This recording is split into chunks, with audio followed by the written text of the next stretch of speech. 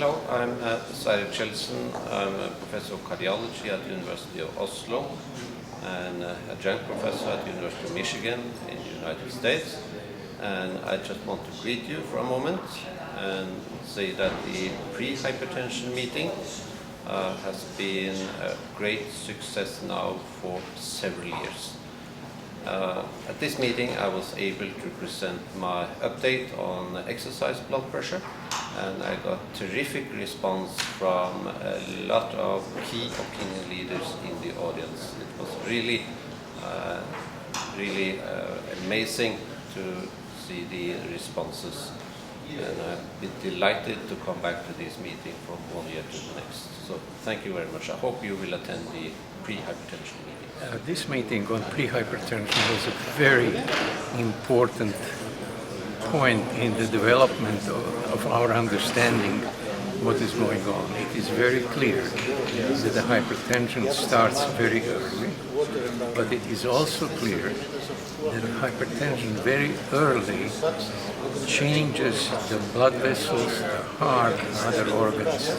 Therefore, studying people before their consequences of hypertension is the way to go. What we have found in these studies, in this meeting, that there is a lot of studies in pre-hypertension, each of them contributing to the notion that the physiology in early phases of hypertension is very different than in later phases, and we are learning a lot about how the hypertension develops as opposed to what the hypertension does to you once it is established. So in that regard, this was a very, very successful meeting, and I was delighted to participate. This has been a very important and a very successful meeting, I would say. There have been more than 600 registrants, and the lecture room was full with people to listen to the very interesting presentations. And the reason is that pre-hypertension is a very common condition all over the world at the level of the population. Many patients have a blood pressure which is not yet in the hypertensive range, but not even normal. And this is associated with an increased cardiovascular risk.